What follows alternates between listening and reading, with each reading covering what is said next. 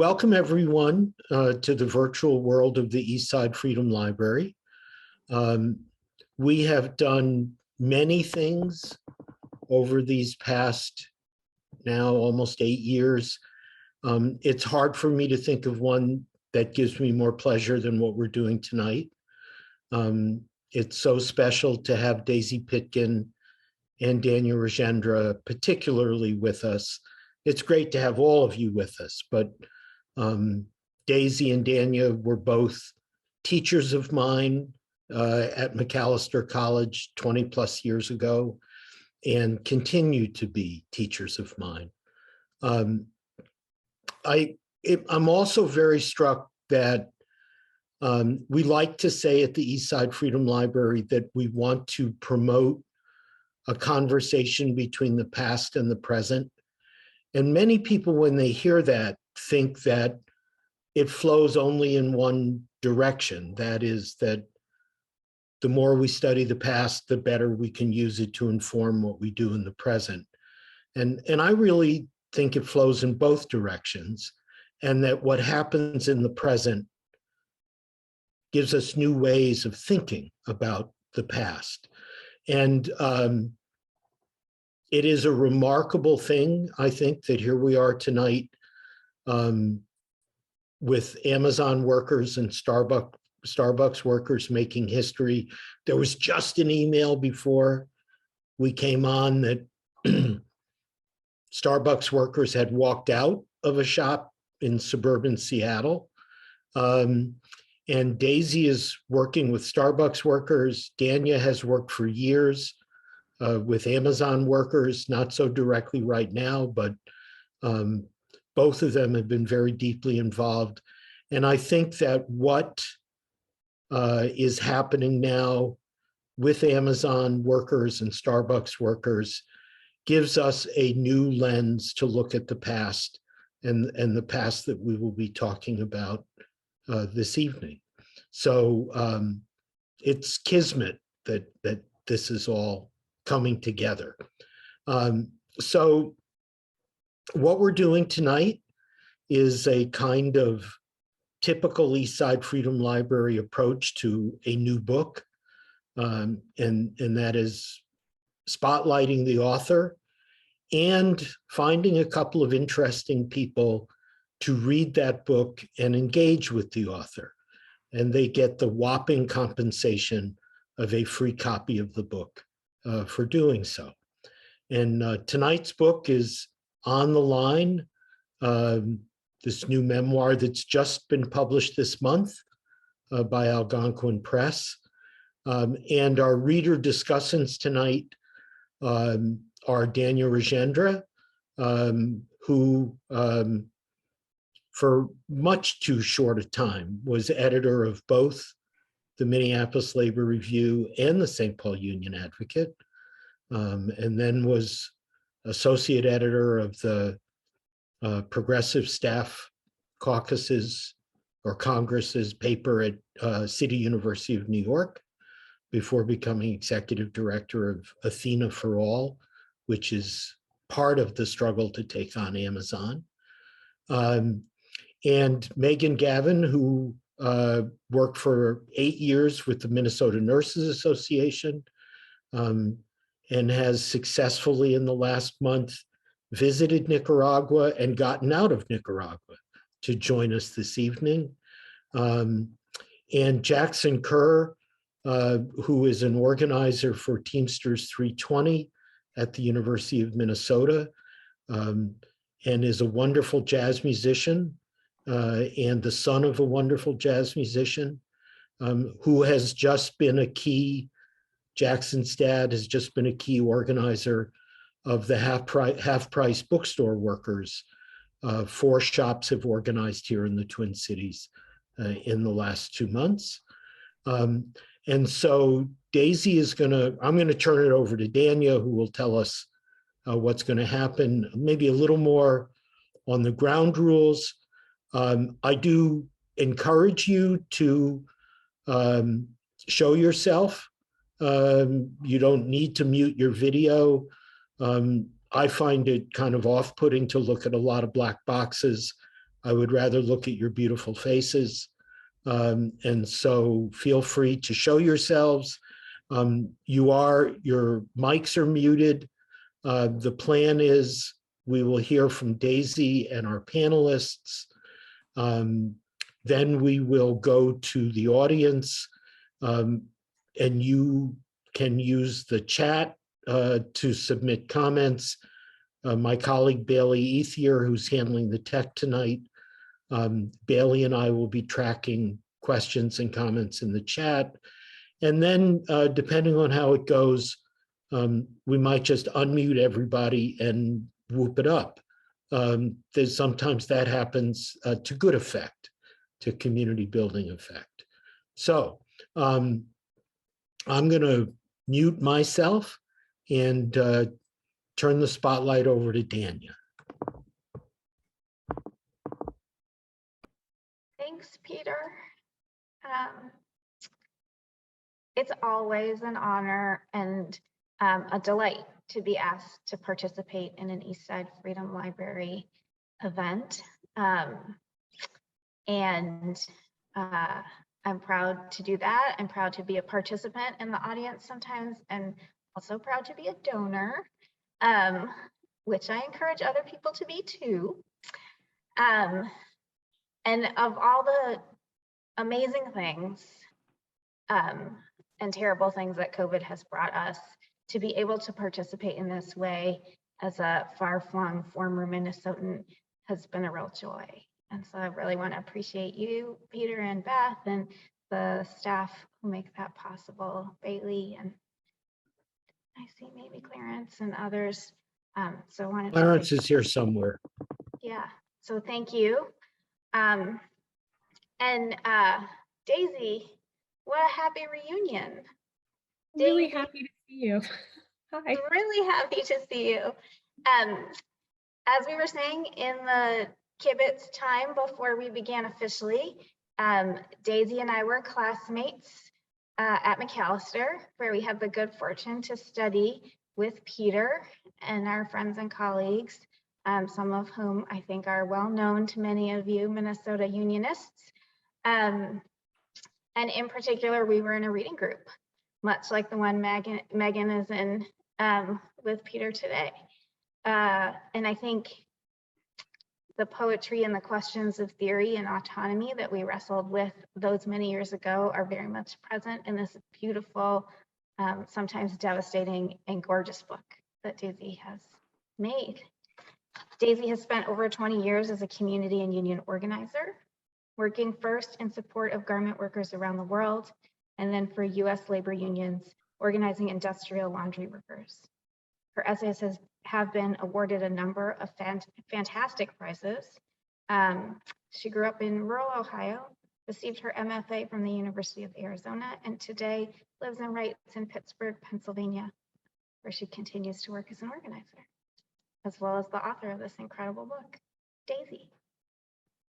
Thanks, Dania. And thank you, Megan and Jackson, for taking part in this panel, and to Peter and Beth for organizing, of course. I'm really excited to hear your questions about it. I find that, you know, my book was published 2 weeks ago, tomorrow. And I find that in the lead up to it being published, I was really freaked out. That's a fair thing to say. I was really freaked out because, you know, a book sort of ends up being an artifact of your thinking about something. And it felt to me as a sort of closed object that was making its own way in the world. And I find that having conversations with really thoughtful people about the content of the book kind of allows it to remain alive and allows my thinking to continue in a way that has really calmed me down. So I'm really happy to be here tonight and to have such thoughtful folks among us. I'm excited to hear your thoughts. I'm going to talk a little bit about the book and its structure, describe a little bit how the book works, or at least how I hope it works, and talk about a few of the ideas that are at play in the book. And then I'm going to read a very short passage just so you can hear some of what the book sounds like for those of you who haven't read, and then turn it back over to Dania and the other panelists. So as Dania said, I'm a writer and I'm an organizer. I'm currently working with Workers United here in Pittsburgh, and I'm helping to organize Starbucks workers. And I also represent union members at some small locals in Western Pennsylvania that belong to Workers United or that are affiliated with Workers United. So I represent workers at industrial laundries and also at higher ed, food service, cafeterias, kind of across the whole western part of the state here. And I've been an organizer for most of my life. I started organizing as an undergraduate student at Macalester, part of the anti-sweatshop, anti-corporate globalization movements of the late 90s. So Dania, I think you were a member also of the Student Labor Action Coalition, which was our student labor group at Macalester. And we were, for a time, mainly focused on fights around the conditions of college apparel manufacturing on campus. And then, you know, in 1999, I'm sure many of you will remember this, but a Holiday Inn in Minneapolis called the INS to arrest and to attempt to deport workers who had just won a successful organizing campaign among the hotel's housekeepers.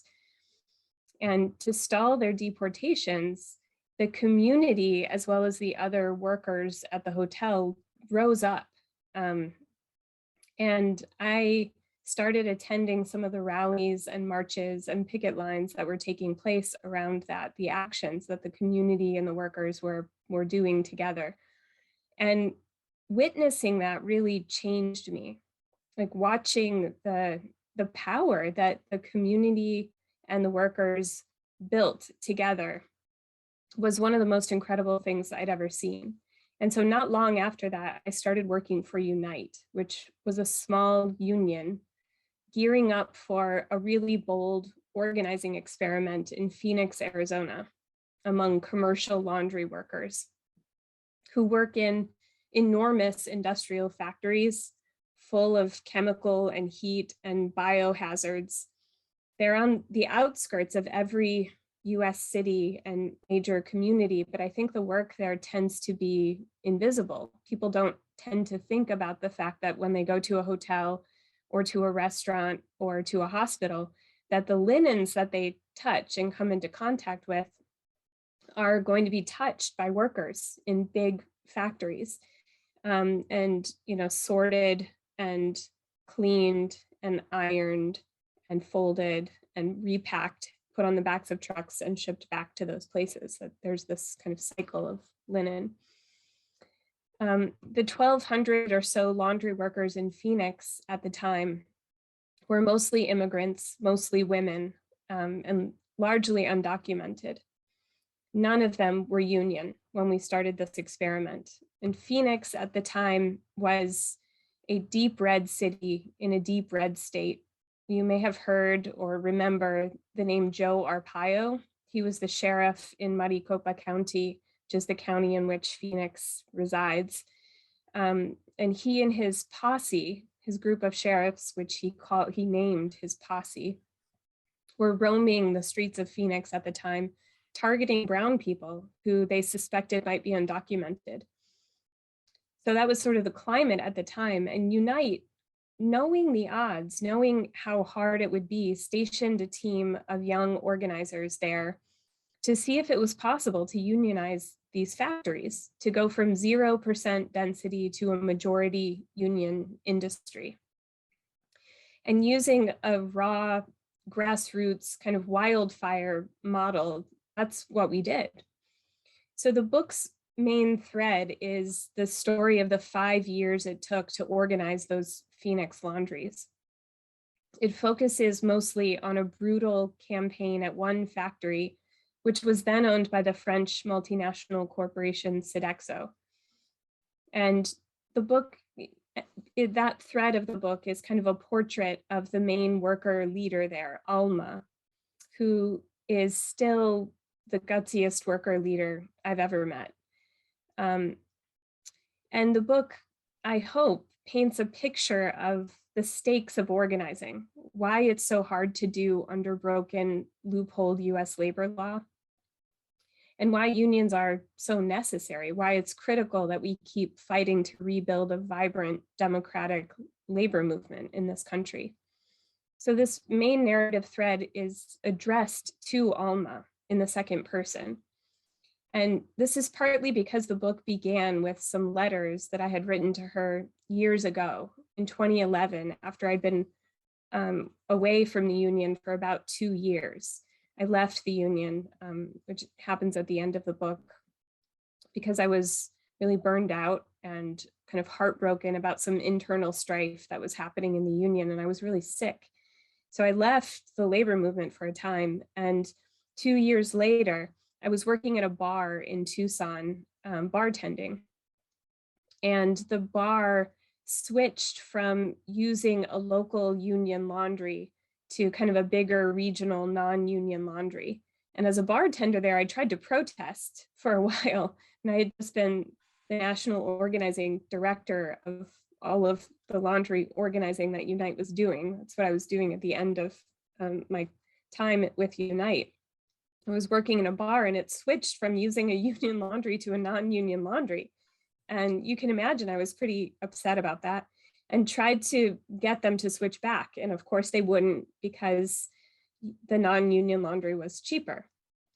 And one day, the driver from the new non-union laundry came to the back of the bar to pick up the bar rags, which get piled in a bin in the back.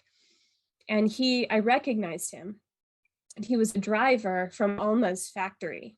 And he was one of the really nasty ones who like gun his truck engine at us while we were standing in the parking lot handing out leaflets, throw trash at us, scream slurs at us on his way by. So I saw this guy, and he didn't recognize me, but I recognized him. And that night I got sick. I had a kidney stone, and I had to go to the hospital. And I was laying in this hospital bed, wrapped in blankets that I knew a few hours later would be loaded onto the back of a truck and shipped up the I-10 from Tucson to Phoenix and put into the back of Alma's factory, and that she would touch these sheets and blankets that I was wrapped in. And the next day when I got home from the hospital, I started writing to her. And I was kind of writing in a journal, trying to parse and remember what had happened in Phoenix, the years that it took to organize those factories. And the writing just sort of came out in the second person address to Alma. And years later, when I realized that I wanted to actually have this become a book, I found that material and pulled it out again. And I decided to keep it in the second person because I think it allows the book to invite readers in, or at least kind of gesture toward the intimacy that I think is really at the heart of organizing campaigns. To present the sort of organizing that I know from my own experience to be less the aggressive or even macho, like we're going to take power away from the boss so that workers can have more power kind of work, and more the work of sort of slowly, piece by piece, over time, forging solidarity, a word that is still relatively new, both sort of in English and in French. And so it's hard to know what it means. The book troubles the role and the positionality of staff organizers like me as well. It kind of questions the power that we wield inside unions that are meant to be by and for workers. It thinks hard, I hope, about the privilege most organizers hold in comparison with the workers we organize, or we help to organize, and also about the language we use during organizing campaigns and the stories we tell about unions and labor history, and how those things actively shape the unions that workers fight and risk their livelihoods to join. So in another of the book's main threads, there are three. So in the second one, I recount the story of the uprising of the 20,000 and the Triangle Shirtwaist Factory fire. Both were foundational moments in Unite's history, Unite being an offshoot of the legendary International Ladies Garment Workers Union. And in the book, I try to tangle with or untangle the version of those stories that I was taught to tell as a young organizer. You know, after telling those stories almost ritualistically for years, something I still tell now. I mean, 2 weeks ago, I had the first organizing committee of a group of Starbucks workers here in Pittsburgh. And in the first organizing committee, we tell the story of the union. And so there I was telling the story again for maybe the 400th time. I don't even know how many times I've told it, but it becomes a sort of ritual of organizing. And in the book, I'm really interested in asking why we often tell the stories of resistance heroes, especially women, as these kind of cinematic moments of impossible, irreplicable bravery, decontextualized from the work of organizing. I'm thinking here of Clara Lemlich, but also other movements of resistance. Rosa Parks got the same treatment in some ways, right? We decontextualize these kind of cinematic moments of bravery from the work of organizing, instead of thinking of these heroes, these women, as they were, as organizers deeply embedded in the daily grind of organizing work, which is hard and can be kind of repetitive, usually very unsexy, but where I think the real foundation of a union, the solidarity upon which unions are built, it kind of is generated, the time that people spend together on campaigns. So in a third thread in the book, kind of interwoven with the others, is an exploration, however odd, of moths. That is at the start of the fight or the campaign at Alma's factory, there was a kind of infestation of miller moths happening in Phoenix. And Alma's factory was a 24-hour-a-day, 7-day-a-week operation. So a lot of our organizing was happening in the middle of the night, holding shift meetings in the parking lot in front of the factory and standing under these floodlights in the parking lot. And you can imagine an infestation of moths, and here you are at night standing under a floodlight.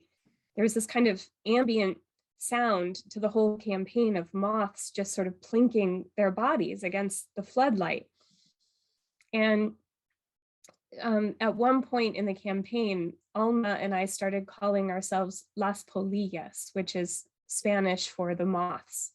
We gave ourselves that nickname, kind of joking that we were the ugly cousins of the Las Mariposas, the Mirabal sisters who worked clandestinely to oppose the Trujillo dictatorship in the Dominican Republic, and that they got to be Las Mariposas, the butterflies, and we were Las Polillas, their kind of ugly cousins, banging our heads against the porch light in the dust of South Phoenix.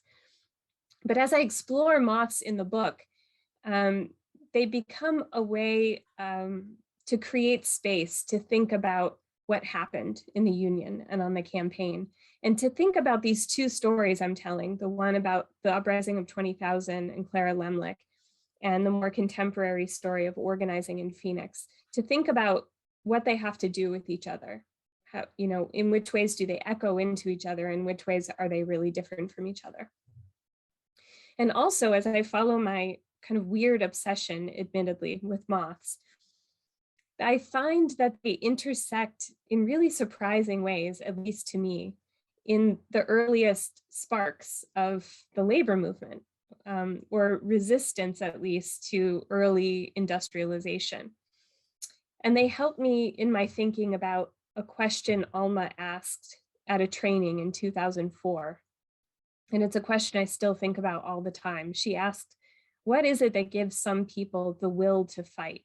Like, why is it on a campaign that some workers are willing to fight, even though they're afraid, even when the company's fighting back? Some workers want to fight harder when a company is pushing and trying to break their union, and other workers can't or don't, right? They cannot stand up in the same way that Alma could. And the moths, I think, offer a way to think about the transformative power of resistance. That when people begin to fight for change, they are changed. That when people witness their capacity to fight, their own capacities to fight are transformed, right? Kind of the fight begets the fight in some ways. I wanted to write this book because as a reader, I think I craved more literary accounts of union organizing campaigns.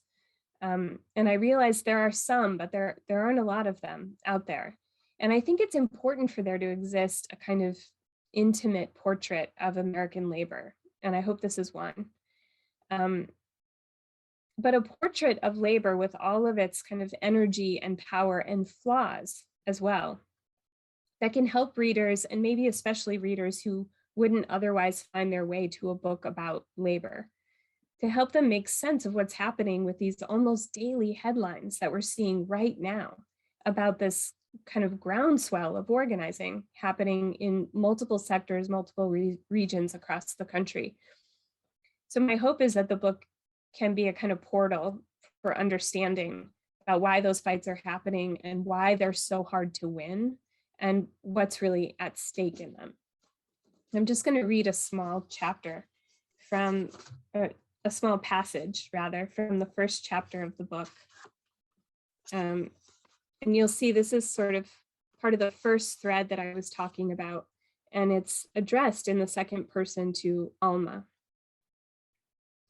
You were our first contact at that laundry because your husband was the cousin of the shop steward at one union laundry in Phoenix, Mission Linen. I knocked on your door with Manuel a few days into the preparation work we were doing. It was one of the first times I'd been on a union house call. I sat on the olive couch in your living room, looking at a photograph of a teenager in a black cowboy hat, which rested on a small shelf among candles and dried flowers. I didn't know yet that he was Julio Martin, that he was your son. You worked in soil sort, you said. I asked if you would describe your work. I still had no idea what soil sort was or what you were required to do with your body there for 10 hours a day. You rose from your chair to demonstrate. Maybe because you could tell by how poorly I'd asked the question that I didn't speak much Spanish, and maybe because laundry work is difficult to explain without miming the motions of the massive machines that fill the factory. When you stood up, I was surprised by how tall you are, which I hadn't noticed when you greeted us at your door. You showed us how huge bags of linen, up to 300 pounds, you said, are pushed off the backs of trucks in rolling carts. The carts are pushed into a dumper machine, which, like a garbage truck, picks them up with metal arms and turns them over in the air. You reached up to show how the linen is supposed to fall on the soil belt. A person is stationed there who is also called a dumper. On your shift, that person is Santiago, you said. You bent forward to show how he tugs open the bags of soiled hospital laundry with his thinly gloved hands. You showed how he pulls each bag's mass of sheets and gowns and towels apart. You said, the company doesn't replace the gloves every day, so we have to rinse and reuse the ones they give us. Sometimes the gloves break open and we have to keep using them anyway. You said this in Spanish after turning to me and saying, sorry, no English, in English. And I, in return, waved my hands awkwardly, I imagine, and said, no, don't worry, in English, which Manuel then had to interpret. The linen moves down the belt, you said, and then you flicked your arms back and forth to demonstrate how you and the other sorters toss sheets to one bin, towels to another, gowns to a third, and so on. You said, sometimes there are syringes and scalpels, sometimes body parts wrapped in the linens. You said, sometimes they speed up the conveyor and we don't have time to be careful. There's a lot of blood and puke and feces. You said, we don't get shoe covers, so some of us have to take our shoes off and drive home in our socks. You said, our gloves are too big. They slip off our hands.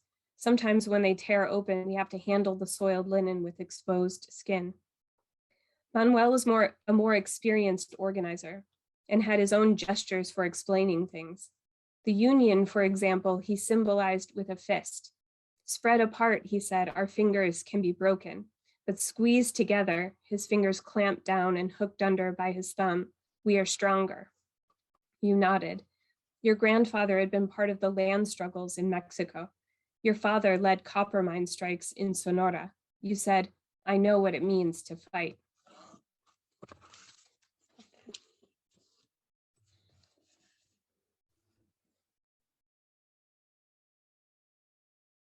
Yeah, so beautiful. Thank I you. wanted to start, so I'm going to start and then, Megan and Jackson, we didn't decide an order. Preference? I'm going to choose Jackson and then Megan. And we're each going to offer some thoughts and then ask a question. And Daisy, do you prefer to answer them one by one or answer them at the end? I think one by one, just so I don't forget. Cool. If that's okay. Yeah. I wanted to start by talking about, well, you can see that I use my same undergraduate study technology of many Post-its to mark the book. And I wanted to read one of my favorite lines.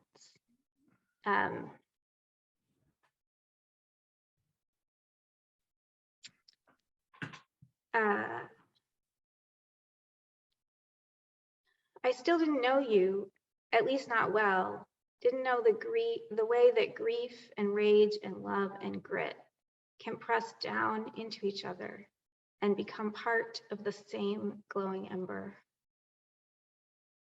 Plus, there was the terrible fact of doing this at all, of trying to paint grief or whatever flimsy idea I had about it onto another human, onto you in a moment when you were radiant with another kind of power.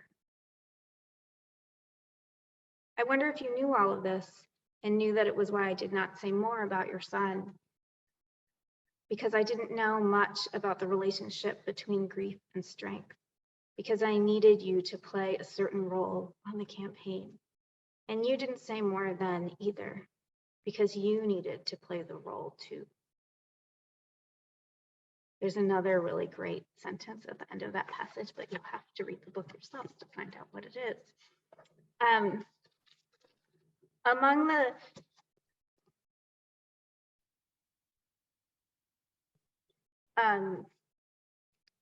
the many things to admire, the many admirable honesties, beautiful honesties in this book are about how much an organizer does not know and how much we are, in the language of neoliberalism, incentivized not to know. Amongst the things I admired so much about this book is its form. As you said earlier, Daisy, an intimate portrait of union organizing, and how much we can learn from rejecting those incentives and instead listen carefully, ostensibly an organizer's first tool. And in my experience as an organizer, sometimes the hardest to learn and to maintain. Listening carefully at the beginning to our own bodies. There's so much rich somatic detail, both of the toll that working takes on the people Daisy's organizing and on the toll that organizing takes on Daisy's own body in the book.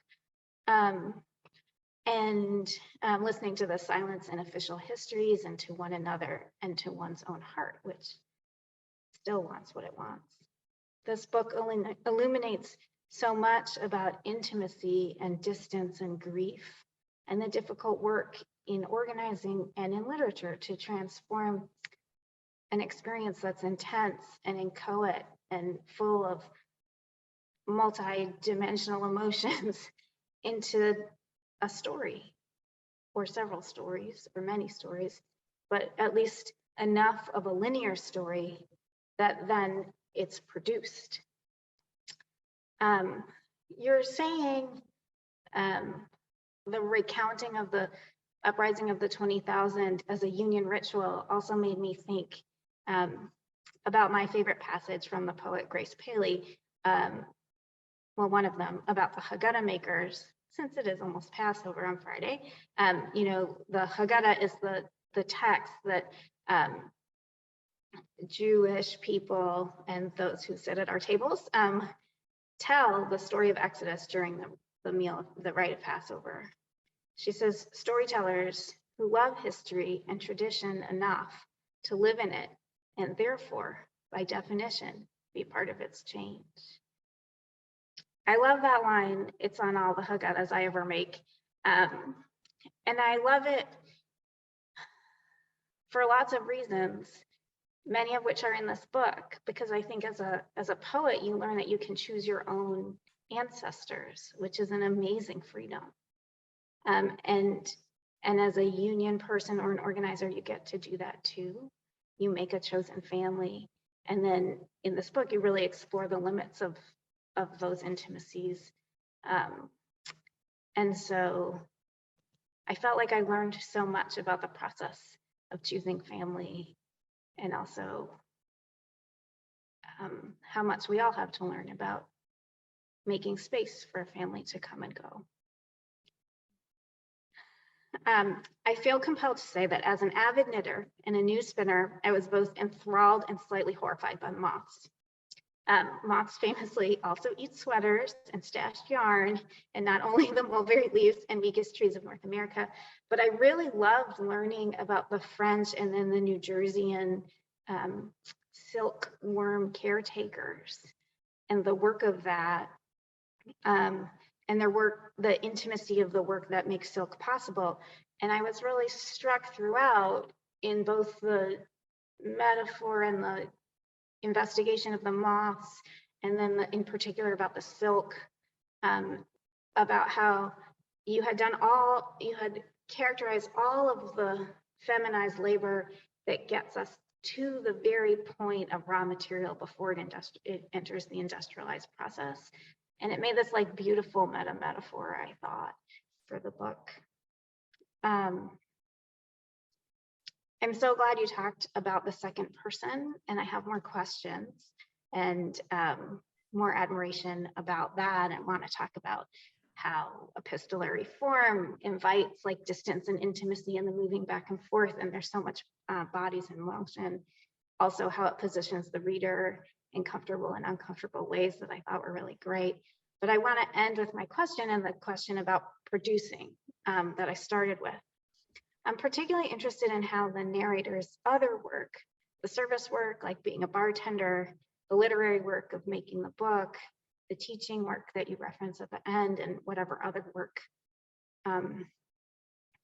like seemed necessary to the alchemical process of like turning this inchoate, or I don't know if it was inchoate for you, but like this intense, complicated experience into a story. Is there something about the need for different kinds of work that tells us something, and that might inform how we have to change what it means to be organizing with or alongside workers, and making unions, which with the current spectacular, notable recent exceptions, has not generally been a successful enterprise, sadly, in our adult lives. So my question is about the other work of the narrator and how that informs the way that this experience becomes a story. Oh, that's such a good question. I think part of the other work was about creating enough psychic distance, I think, from organizing to be able to think about it. I don't know about the other organizers who are here with us in this digital square space tonight, but when you're involved in a campaign, and then, you know, campaigns as they do roll from one right into the next, into the next, into the next, you're kind of strapped to the front of a freight train that is just moving. And there's not a lot of time to think. There's not a lot of time to reflect, even on the work that you're doing. Sometimes we build into our work cycle a sort of debrief, but it's a debrief about a thing that we did as organizers so that we can do the thing the next time a little bit better. There's no sort of stepping back and thinking about the role of an organizer. like structurally inside of the union, what it's doing, how much power it has, how much power it should have, that there's no thinking about the language that we use as organizers while we're going through an organizing campaign. You sort of just learn these things as kind of folk knowledge, watching people who you respect as mentors do the thing, and then you learn sort of how to do it, right? That was my experience as an organizer. And I found that I had to get off of that train for a time in order to think about the fact that I was on a train at all. In the book, there's at a certain point, the union that I was working for merges with another union. And I think for the first years that I was working with Unite, I was so embedded in the union and in its culture that I didn't know there was a culture. I didn't know that there was a culture of organizing. And of course there was in retrospect, but I didn't see it as such because I was just inside of it. And I didn't see it until our organizing culture came into contact and in some ways conflict with another union's organizing culture. And then suddenly I thought, well, that if that's their organizing culture, then what the heck are we doing, right? And it became visible to me. But I think the other work that I did and have done kind of on and off at various times in my life, bartending has been I've bartended maybe 7 or 8 different times in my life. I've worked in coffee shops and waited tables and washed dishes at diners and things like that. And I think that doing that and taught, but doing that kind of work gives space to reflect on organizing in ways that I am unable to do as an organizer while I'm organizing. I'm getting better at it. I think the older I get, I try to force myself to think about it. But it's challenging because the work of organizing is so all encompassing. I mean, my day at this point begins very early in the morning and ends very late at night, just working on the Starbucks campaign. And it's hard to find time to truly think. So I don't know if that's an adequate answer to your question or if you have a follow-up one, but I have to cycle in and out, I think, of different kinds of work so that I can see what I'm doing. I would say that is not an adequate answer. That is a fantastic answer and invites lots of questions that I hope we'll get to later. But next, I think we decided Jackson.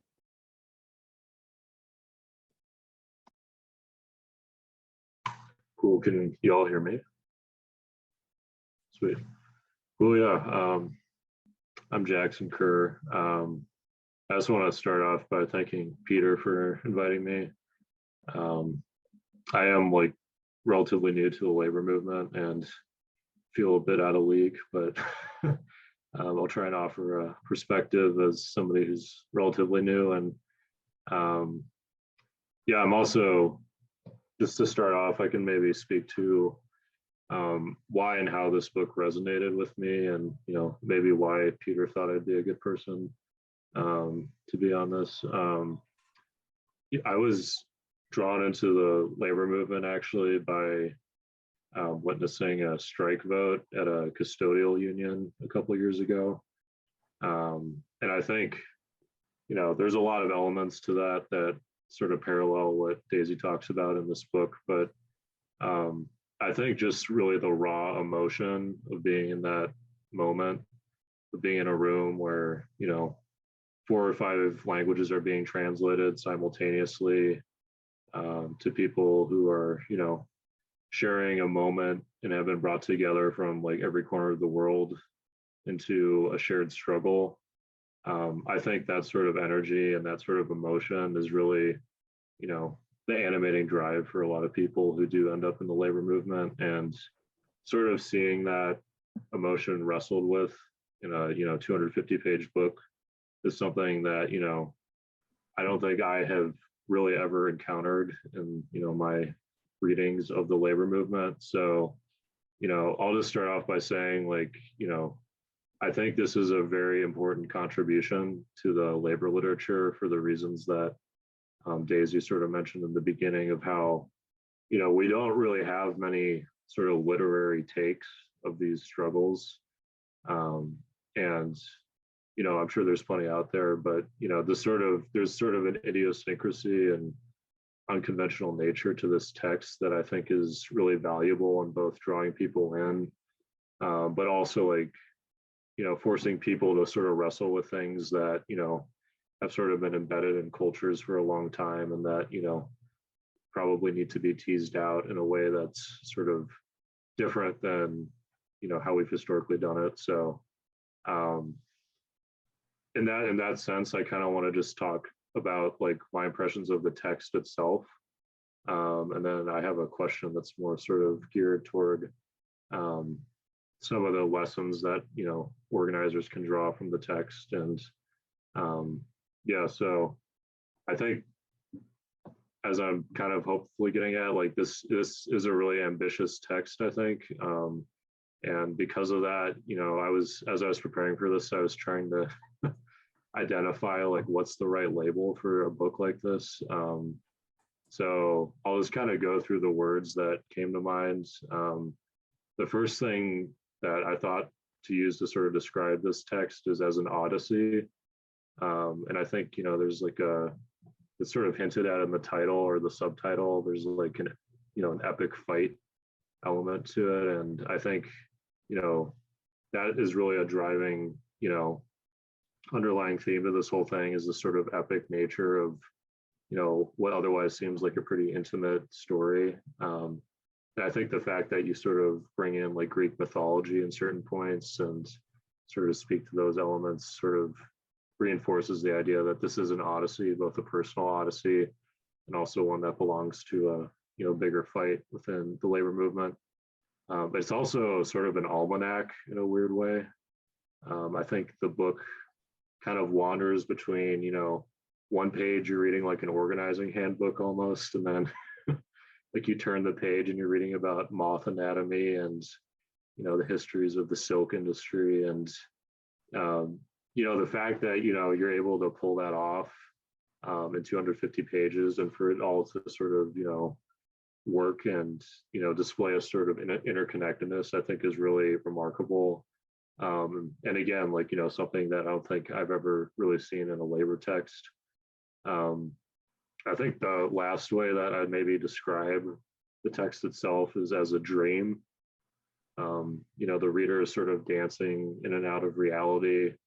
The dream of being covered in moths is sort of a recurring, story that we encounter. And, I think as a reader, that's definitely the underlying, vibe that I got from it, is like, I am inhabiting a dream right now, reading this book. And there's really intense pangs of emotion that come with that, sort of like you only really experience in a dream. So in terms of identifiers, those are the sort of, descriptions I was playing with.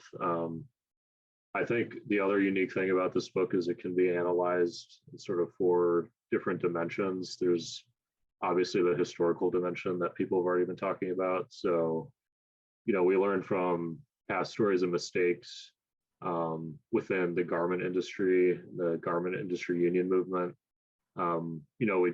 It's sort of the recurring themes of marginalization of women and immigrants is really brought to the fore by the story of, what happens in New York City and Chicago, and even the West Coast with the garment industry.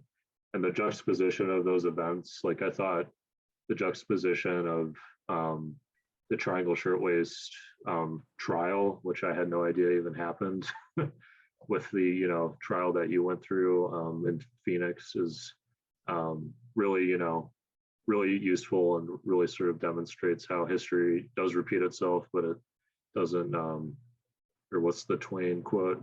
History doesn't repeat itself, but it does rhyme. Like, I think that's certainly the historical dimension to this. There's definitely a strategic dimension. There's play-by-plays, debriefs. I thought really the analysis of competing organizing methodologies is really useful. And as you mentioned, you bring up really critical questions about the relationship between an organizer and a worker, and how that can be sort of reified and reinforced by some of these organizing methodologies, both in healthy and unhealthy ways. So I thought that was really valuable. In an autobiographical sense, I thought this was a really raw account, but very honest account, like Donnie was saying. And, I think there's really profound moments of doubt and self-criticism that are sort of surfaced and that I think anyone experiences, but I think from an organizer perspective is really useful to hear. And also the examination of burnout culture, I think, is really important. I think, last thing in terms of the dimensions is, I think the literary poetic dimension of this is, for me, the most profound. There's a quote from Aimé Césaire, I think that's how you say his name, but he's a Martinican poet turned political activist. I don't know what to call him, but he has this phrase called developing a poetics of resistance. And that's really lived with me since I read that a couple of years ago. And I think this book really embodies that, the extended metaphors, the curiosity of the mind that sort of is explored throughout the book, I think is really important to bring into the labor movement. And, as Peter was saying, I have a really soft spot for jazz. And I think for me, anything that sort of engages in the arts in a way that ties it back to social movements is really, critical and important for people to read about. So I just wanted to name that. And I think it's a really beautiful piece of poetry, as well as all the other things I mentioned. So generally, that's my kind of impressions of the text. I think the thing I like most about this book is it really brushes up against some of the stoicism and confidence that we see traditionally, like in the labor movement. And I think, it's understandable, and I think it is healthy to have some degree of that. But, I think there is some also problematic, very masculine dimensions to that as well. And I think this is a very humanizing and counterpoint to that sort of vein of literature we see in the labor movement, whether it's labor history or theory texts, stuff like that. So for me, that was certainly the most thing I like most about this book, is the way it humanizes the labor movement and sort of avoids meticulous 5 steps to organizing your workplace, that sort of stuff. So so my question is, draws from this quote that comes at the end of the book, which I'll just read real quick. The quote is, and this is Daisy speaking as a narrator, I think now that fighting from a place of anger is most effective in the kind of organizing that is satisfied with taking power away from the boss and calling it a union.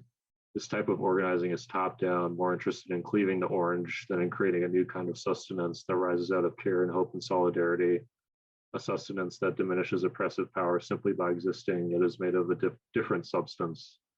So my question, kind of relating to this quote, is I was kind of curious how you feel in retrospect about what you learned from Unite and what you were trained in. And this quote sort of suggests to me that you might be a bit more agnostic now about the sort of models that you were brought up in when it comes to, Unite or, any sort of service industry organizing. And, some of the intimacy and, care that you develop over the course of the book with Alma, I wonder if you feel that you're able to accomplish that in spite of the sort of organizing models that you were brought up in, or because of those models, or if it's, some mix of the two. And, finally, what does that, say for the future of the labor movement? It's your sort of reflections on the models you were brought up in. So those are my comments, and that's my question. Thanks. Thank you so much for those comments. It's such a beautiful, generous reading of my book, and I loved hearing you talk about it. Thank you. I think I think that the relationship, like the friendship, among other things that it was, that I was able to form, build with Alma, was built in spite of the kind of organizing culture that I was brought up in Unite. And I think the cultures that I came into contact with, I learned a lot from them. I think that they're flawed in some ways that I really want to examine, right? I think, Unite's model was very much about sort of firewalling organizers from workers. And it was very purposeful in that way, because organizers in that culture were not meant to be involved emotionally in the campaign. We were meant to see ourselves and think of ourselves as a sort of perfect conduit for workers who are organizing their unions and are going to become rank and file members of a union that they build, right? And we were there to serve as kind of invisible guides. Like our feelings, our personal lives, our relationships with workers didn't matter at the end of the day. What mattered was them building their union. And I think that's useful in some ways, but it's flawed, because organizers are not perfect conduits in a campaign. Like we're involved. We have the personalities and emotions and lives and stories that we're telling on the campaign. And if we ignore that, then we're not seeing or interrogating the organizing structure and the organizing department inside the union as a source of power, as a center of power, right? Because it is one. And I think pretending that it's not doesn't get us anywhere good. And I think that's the culture that I was largely raised in. And I think that that passage at the end of the book gets to something that I notice a lot about stories about movements of resistance, which is that when we tell most stories, or many stories about movements of resistance, tend to focus on the thing that is being resisted, right? Like we focus on the thing that we're dismantling, or the thing that needs to be resisted, and then the story of the movement that's been built in order to resist it kind of takes place in the margins around the thing that must be resisted, and describing why it must be resisted, whether it's a person or a system of legislation, or an oppressive system of power. So that we focus on that, and instead I'm interested in thinking about what it means to focus on, or think about, or tell our stories about what gets built inside the movement of resistance. What does the world that gets built inside of that look like? What power does it have?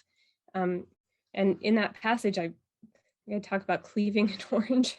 It's like the culture that I came up in Unite was very much about the boss has power, and we're going to organize workers so that they take power away from the boss, and then they will have power, right? And I think that it's true that if workers organize, they gain power. But the power that workers have when they fight to form a union doesn't look anything like the power that the boss has. And in fact, we don't want anything to do with that power, right? We want to build an independent source of power that's built on solidarity and care and mutual aid and love. And we want that power to be so sort of strong that the power the boss has doesn't matter anymore, right? Because there's this sort of new source of power. It's not really about taking power away from the boss. It's about building something new, building a world inside the movement of resistance. And I was thinking the other day about, you described, Jackson, that kind of live wire tension that exists, especially in the first kind of organizing committee meeting, or the first general meeting of a group of workers who get together and they're about to decide to stand up with each other and form a union, no matter what their boss does. And there's a tension, there's like an energy in that room that's really hard to describe. And it is exciting and kind of addictive in a way. And it's part of the reason that I think organizers do the work that we do, because that feeling is important in some ways. And a lot of the work that I did at Unite was about finding that feeling and then agitating workers around issues at work. Agitating because anger, we learned, was one of the only emotions strong enough to lead people through their fear of like the boss campaign that's about to hit them, right? And we tap into anger and try to foment anger, and anger drives the rest of the campaign. And I think that's true at the beginning of an organizing campaign. People need to be agitated around issues that they need to see resolved at work, right? But I always think that by like the third or fourth organizing committee meeting, by the time that we have people coming together and sort of bringing food, like we're gonna have a potluck and the kids are in the corner around like a craft table so they have something to do. And maybe somebody's cousin's like mariachi band is there like playing while we eat food, you know, and people are laughing together. That feeling is different from the feeling of the first part of the campaign, right? But when we get there and we have solidarity and trust and care and love and laughter, that's when I feel like, oh, I know we're going to win. We're going to win this campaign because we have that, because they already have a union, right? I hope that addresses your question. Yeah, that's a beautiful way of putting it. Well, Megan, Jackson's comments were a tough act to follow, but I have all faith in you. Lovely. Thank Your you. turn. Thanks so much. Thanks, Peter and Dania and Daisy and Jackson and really everyone here this evening. It's kind of fun to go to a book club for a book that just was published, so no one has to feel guilty if you haven't read it yet. I want to thank Jackson also. You had a great comment in there about Aimé Césaire. And I wanted to say, I think we should all start judging countries on whether or not they name their airports after their poets, as did Martinique. And I just returned from an amazing visit to Nicaragua, and they've named their airport after their great poet, Rubén Darío. We all should start doing the same. Maybe we'll have a Daisy Pitkin airport somewhere one day. Because as I think a lot of folks have mentioned here, and I'm changing around, I want to focus on 2 quick ideas to share with everybody, and then open up for questions and comments from everyone who's here, because who likely wants to ask questions and make comments as well. The focus on the literary breadth of this book, I really was very taken by, and I really started thinking a lot about like Daisy as a poet and her literary work as an extension of her organizing work. So you talked earlier on about that rift between the organizers and the folks they're organizing. And you referenced this book early on, Daisy. I loved how you said this, where you're talking about your book as an artifact and sort of that fear of you put this artistic piece of work out into the world and you wonder whether it is alive and breathing and in dialogue with all of us. And I just can say, I think this is going to have a really beautiful life. We got a lot of labor folks here, but for everyone here in this group, that you have friends, coworkers, folks you know that really judge books on beautiful sentences and, you know, a lyrical prose, please give them this book. They could know nothing about unions, not care. Hopefully they will all care after they read it. But this is really remarkable. The 3 kind of threads that Daisy talked about really form this like braid, this braided essay situation that flows really beautifully, and the literary folks out there are going to eat this up. Embedded within that, I wanted to ask Daisy a little bit about language. There are many, that's also a place, there's a lot of metamorphosis and evolution within the book as like young Daisy, the narrator, the organizer, grows as she sort of evolves in her own Spanish skills and her organizing skills, and uses that growth to cross over a lot of barriers.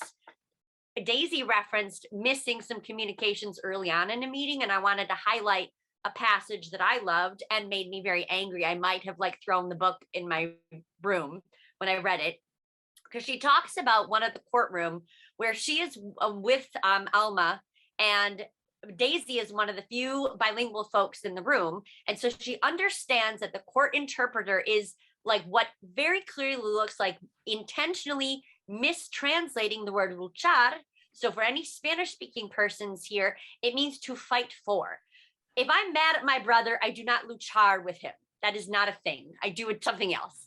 pelear and luchar is this, has a deeply embedded like fighting for justice, fighting for one another. And Daisy interrupts the proceedings because she's writing notes to like the labor organizer, or so that the lawyer that she is, that is understands the rules, that and the is saying the interpreter is not doing this correctly. The lawyer responds basically by saying, I can't object to the interpreter. And at one point she gets so mad because the Alma, the woman, says, yo quería luchar por mejoras en la compañía. I wanted to fight for improvements within the company. And the interpreter says she wanted to fight the company, which was such a bald misinterpretation that I yelled out into the courtroom, that is not what she said. And so subsequently, Daisy gets kicked out of the courtroom and has to, reconvene, later on. And to me, that is just such a, like, this feels like a moment that could have been pulled from a century ago. And we have so many glimpses of this rage you are all going to feel when you read this book from the earlier courtroom moments post the Triangle Waist Shirt fire, that I wanted to highlight that to say, and this is just an observation of the beautiful lyricism in this poem, these moments of like hot energy, rage, and passion that are there, that are all interwoven with my kind of next observation is the relationship as it grows and evolves between Daisy and Alma. And as both Dania and Jackson have observed, and I think Daisy is trying to trouble the relationship that organizers experience with the folks they're organizing. And yet in this example and in many others, you really are crossing so many lines, and with a lot of success and things that I think end up really beautifully working well. I'm going to read another little observation, that you have another moment where you're trying to connect with a person over a shared kind of rural farm experiences. You have other moments where you're trying to cross bridges and connect about, this interpersonal life experience. And the interesting thing when you talk about doing this in the format of the second person, it reminded me at many places of Ta-Nehisi Coates's Between the World and Me, because he does the same thing. And there are very few examples of recent books written in the second person, and the intimate space that this does open up for us, the readers, to walk into this space. And I think it allows Daisy as the narrator and author here to do something very gracious that I think in the labor movement, I just think we benefit from so much, where she is holding up the own errors that she's made in forging this relationship with Alma, like this, class struggle issues, this, I'm trying to identify with the woman who clearly has our struggles are not the same, but how do I build these bridges? And what I also found like so interesting about this, as you are forging this, is that there you have all these contrasting examples of the barriers that are put in place to break those up. And yet you don't allow that. You open up a gracious place to do some critique of your own relationship and to critique the unions in a way that's very gracious. And we need to open spaces to do it more. If we're going to grow and build these powerful relationships, we need to have this analysis of power in our relationships that is more truthful. The last question I want to or just observation to land on is with the words you coin a word that I have never seen before in the book, and you call it solidacious. So a lacking word that we don't have in English and in many other languages, that maybe there's some out there that have a great use of this, I don't know.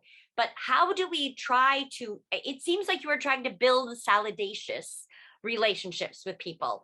And I'm wondering if you, Daisy, can just share with us a little bit. And as we move into the rest of a conversation with everyone, what does it tell us, those of us in activist spaces, in labor spaces, that are trying to build effective relationships, knowing that we're going to have fits and starts, it won't be perfect, but we don't want to let that cause us fear of walking into those solidacious relationships.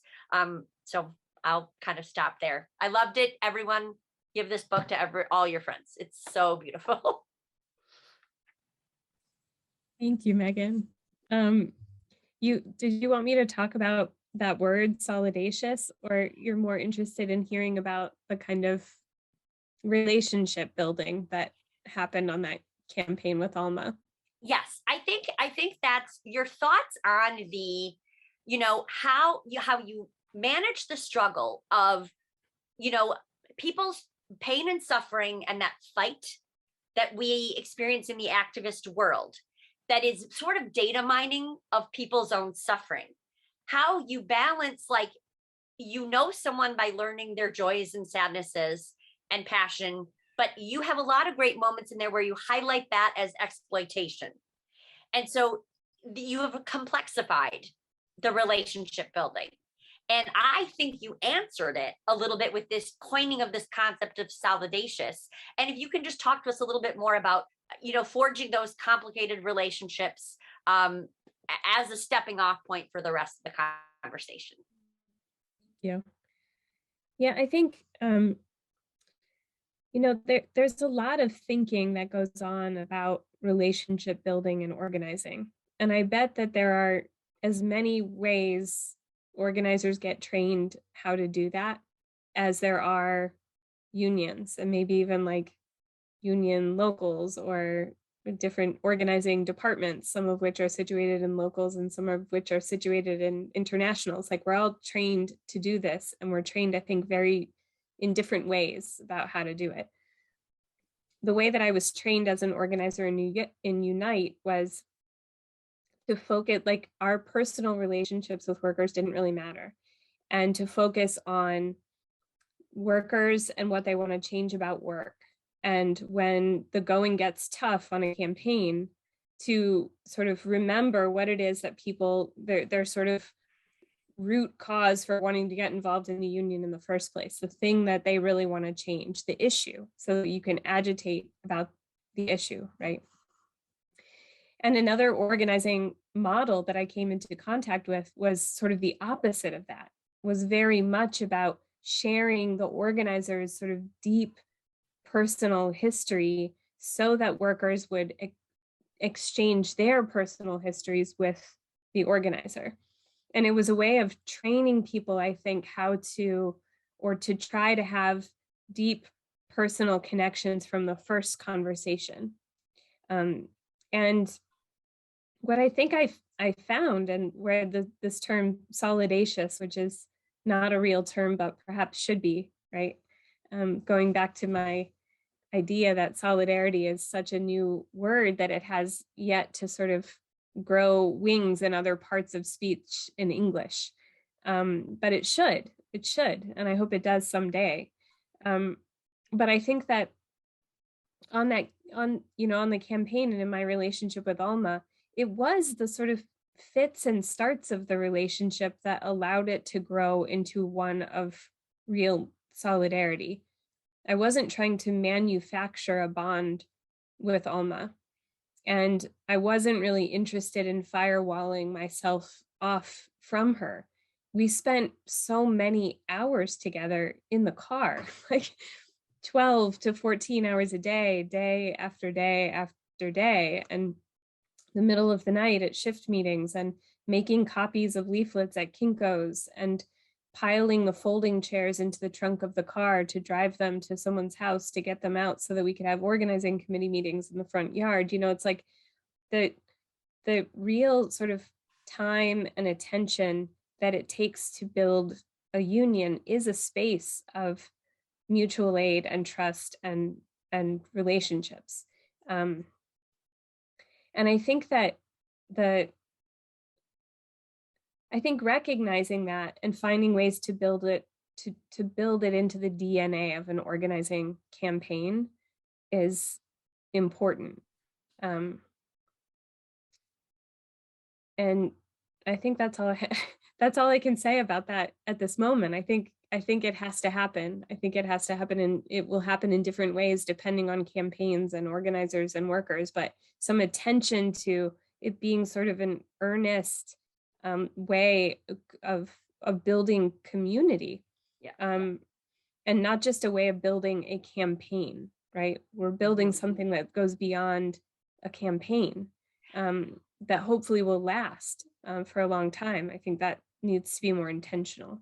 If I can just react to that, because I would say like that's so lovely and beautiful. And what I think it really does do is because you reject sort of the like formulaic organizing and in it becoming this like the truth, the messy, complicated, authentic relationship building, it is exactly like the future that you are envisioning of not a model of taking power from the bosses, because then we within labor movement become guilty of developing like the bad boss structures ourselves. And instead of forming, what do we want instead of like, well, you paint that picture of the group that already has the union when they're like in communion together. And then that is exactly like a form of power where it is about solidarity and mutual care. Yeah. Yes. Could there be a better way to open up the conversation? Amazing. I know I have a million questions, but I already got to ask one. So, I think what Bill- is the Bill magical Moore- power of unmuting so that people can ask Right. questions? I did see Bill Moore, you had your hand up earlier. Yes, I'm moved by your remarks, Daisy, and I'm gonna go buy the book. I don't buy a lot of books, but I think I'll buy this one. But my question is, the media has been making a lot of emphasis on the two Amazon campaigns, the one in New York and the one in Georgia, and how the New York workers union is one they formed themselves. It's not affiliated with any established union. And then Georgia one was an issue, it was carried on by the RDWSU or whatever it's called. Do you have any comment on that? Is there really a difference between what was done in those two? I mean, you may not have access to it, but I'm just curious your observations or your reflections on those two campaigns. Yeah, I could let folks know what I think, but I'd also be interested in hearing what others here think about that. I'm in Pittsburgh and I watched it. I was so inspired by the win in Staten Island, but watched it from afar, as most other, unless someone on the call was directly involved. I think that there's a lot of talk about what that campaign means at this point, what it means that they're an independent union. That, the more, I think at first, the first few things I read about it said, it was sort of like David versus Goliath, and they just had momentum on their side and whooshed in and organized. And then very quickly, through good interview work that labor journalists were doing, I've read a lot of accounts that show that very deep organizing, of course, was happening inside that facility, right? They were using organizing techniques that very skilled organizers are trained over years and years to use, mapping the plant, using relationships, mapping spheres of influence that organic leaders have, identifying who those leaders are, bringing them onto organizing committees. There was a deeply skilled campaign happening inside that plant. It was driven by workers. And I think that is really key. It seemed to be a democratic movement of workers inside the plant. And that's what it looks like to me from sort of the outside. And I think there's a lot of desire to try to figure out what this means. Like, can we organize 50 more now? And how do we take that model and scale it and move it and transport each other? And I worry a little bit about that, that gesture, that desire. I think what happened there was really important. And I want us to take a step back sometimes and to not put so much pressure on this group of workers who just had this amazing victory. And to say, try to examine what they did and figure out what worked and try to figure out how to replicate it in other places. I think the big question, of course, is what does it mean for there to be such a successful campaign without it being so top heavy in terms of an international union's organizing resources? I think what's interesting about that campaign is there were, of course, some union, like there was a union that was housing them for phone banks, right? There was another union that was like doing all the copies. There was another, like there was institutional union support, but the campaign was driven by workers inside the facility. And I think that's the core lesson to take away from it, right? And we're seeing that also on the Starbucks campaign right now. I mean, more than any other campaign I've ever worked on, it is driven by workers who are organizing themselves and each other. And it's a daily conversation on the campaign for the few like professional paid staff organizers like me who have the great honor of working on the campaign and supporting those workers. It's a daily part of our work. And this has never happened in my 20 years of organizing, of figuring out how to like democratize the skills that we bring to a campaign as quickly as possible and then get out of the way to let workers do the work that they're going to do. And I think it's really exciting. And I hope that the momentum that it allows for can just continue to kind of expand as we're seeing. Thank you. Mm-hmm. I see your hand, Steve, but I can't resist interjecting one thing about the Amazon stuff and the Starbucks stuff, which is in addition to the institutional support that Daisy mentioned and whoever the uncredited mentors are who have been mentoring at least some of the folks who have been organizing. Coworker.org is a platform for workers to find one another at a given company and build power together, and was instrumental in both wins. And they're not really getting any credit because that's not really how they roll. But I want to say that some of the alternative structures that have been built outside of the union movement are critical for the union movement to meet the challenges of this 21st century and the kind of best and creative spirit of Clara Lemlich and the others that Daisy brings forward in the book. And that the legacy of exclusion that Daisy catalogs is also, as a New Yorker, deeply present in the New York labor movement, and certainly something that I experienced as a young person coming into the Minnesota labor movement, and I'm so glad to see has changed so much. And I really want to give so much credit to people who have really changed and expanded the notion of who gets to be a union member and gets to be seen as a union member and recognized as a union member. Mostly the incredible workers that I got to meet when I was a part of that movement. And so didn't want to move on without saying that there's a lot for unions in general to think hard about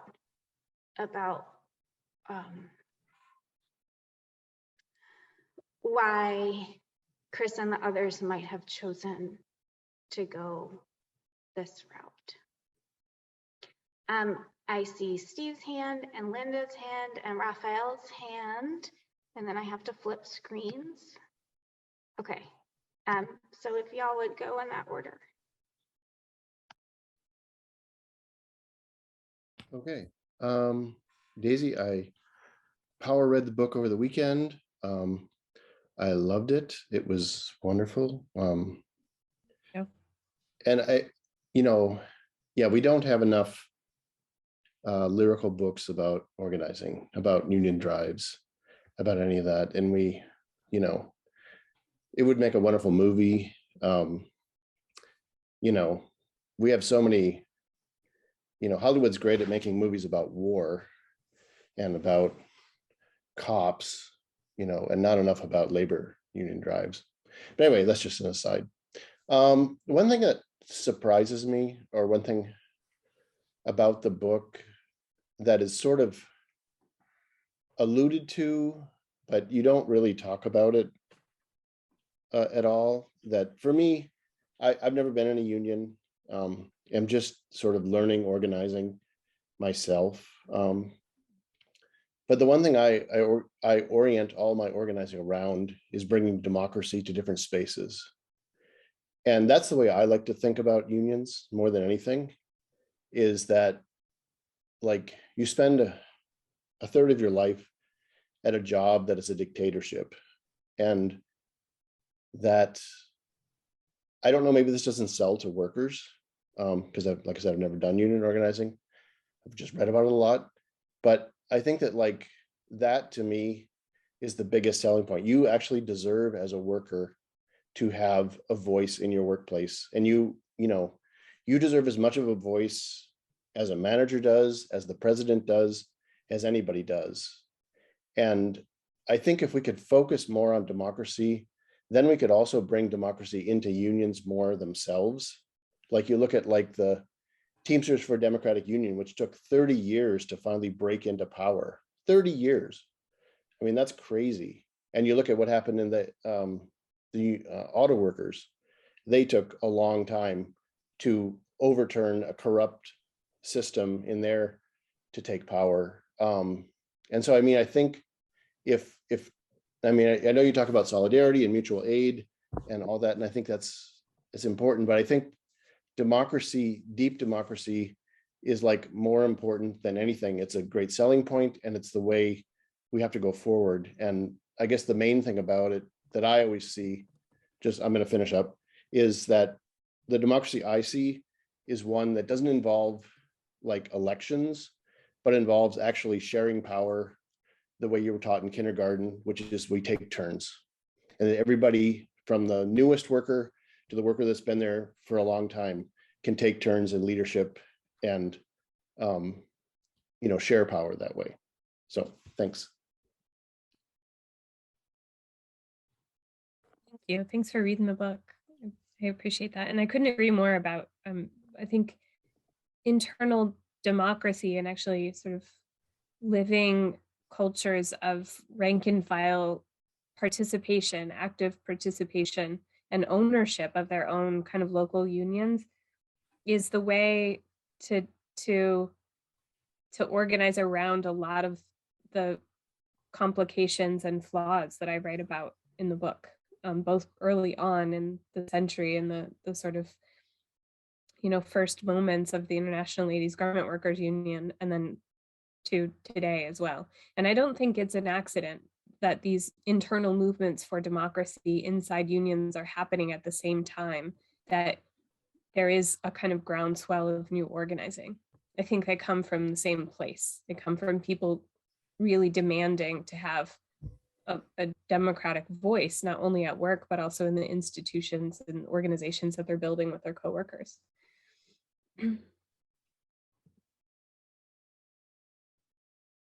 Linda?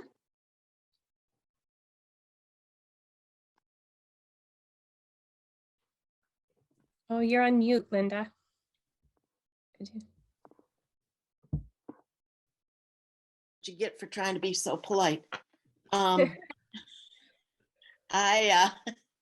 am a member of the IWW, longtime member, and also of SEIU. I was a 33-year member of SEIU 284. I was a Teamster for a number of years. Here's the thing. The IWW, I organized 89 workers, but it took almost 6 years. And I did it entirely like the people in Amazon have. But the IWW, I just want everybody to think about the ideology, which is almost what you're exactly talking about here.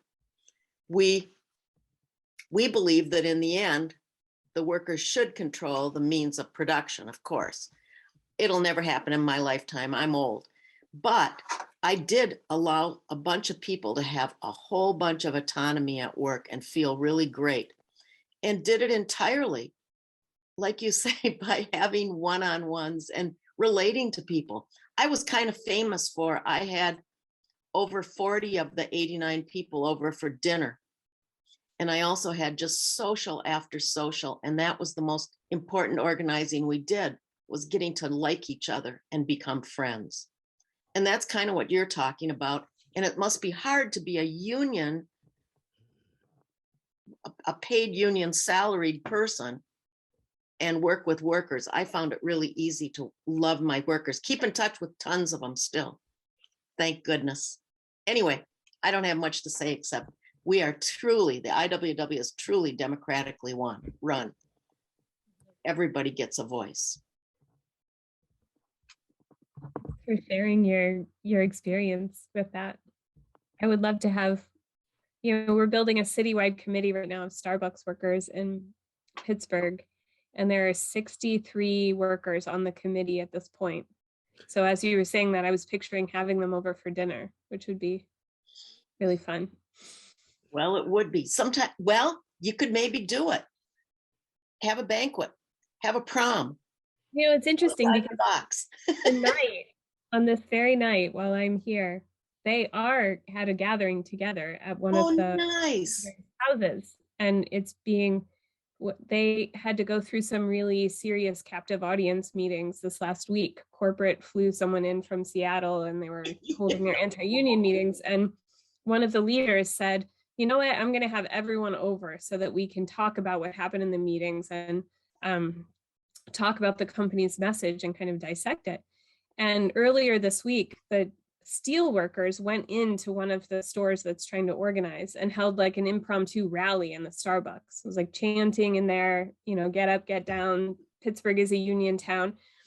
And one of them forgot to bring tip money to tip the baristas and insisted on Venmoing our organizing committee member a tip.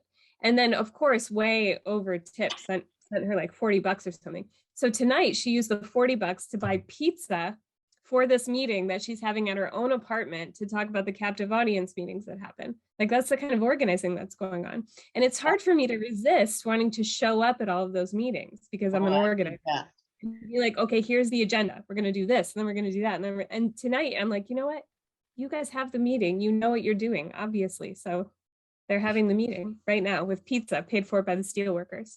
It's all about relationships. Well, next time we'll have pizza too. Raphael, I think you're the next hand. Hello. Hi. Daisy, this conversation is really bringing me back to my own experience. Back in late 2000s, I was working for UFCW here in South St. Paul, and we organized an industrial laundry place. I was working with I used to call them the Magnificent Seven. It was 7 pregnant women from Mexico. The reason why they organized is because any time somebody got pregnant, they would put them in to sort soil, because they knew that they were going to get sick and they were going to puke and they were going to get rid of them. And that was the reason why they organized. We had an election. The employer had a captive, and they were basically saying, well, the plant manager stood up and said, we know that some of you might not have their documents in order. And the Magnificent Seven, all 7 of them stood up and said, if we get in trouble, you get in trouble, because you hire us knowing that our documents were not in order. Wow. And after that, the plant manager never said anything.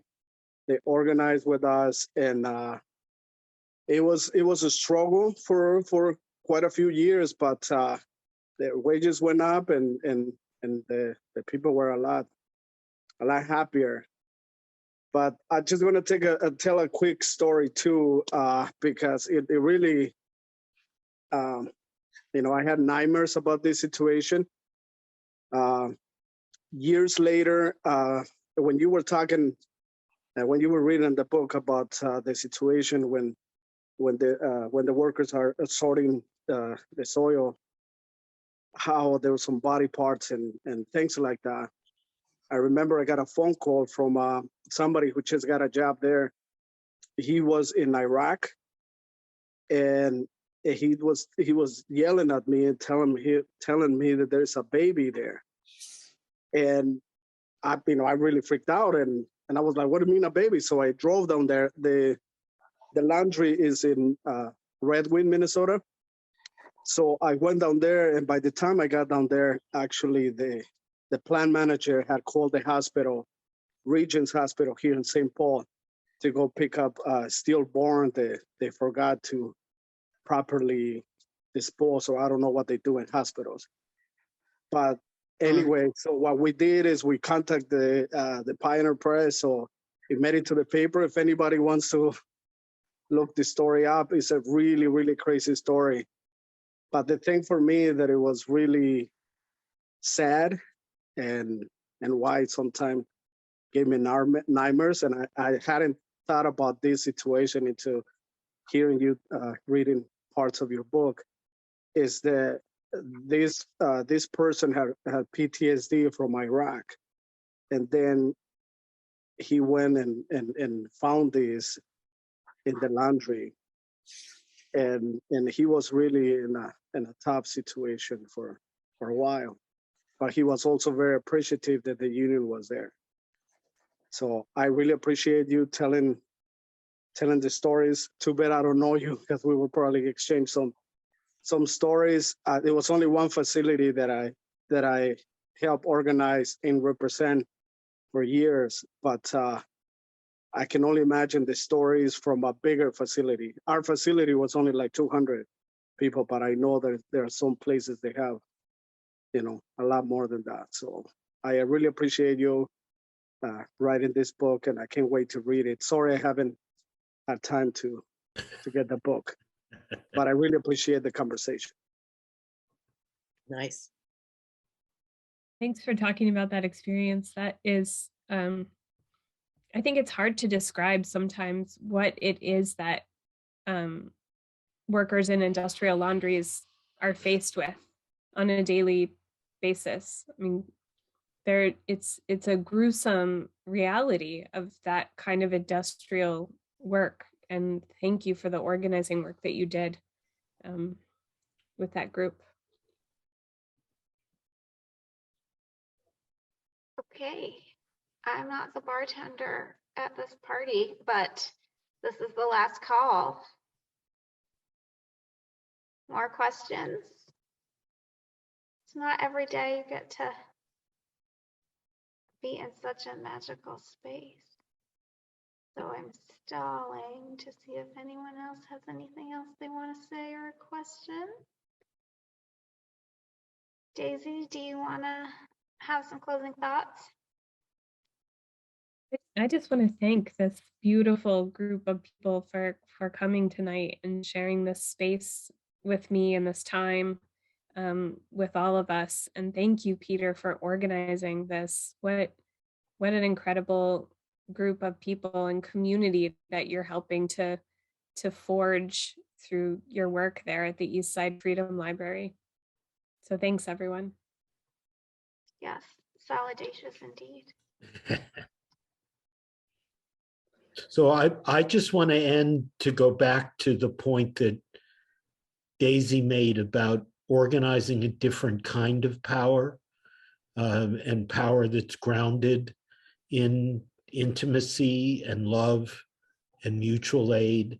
And I think that at our best, even in this virtual format, at our best, that's what we're trying to do at the East Side Freedom Library. And I know that in many ways, you're all trying to do that in your lives.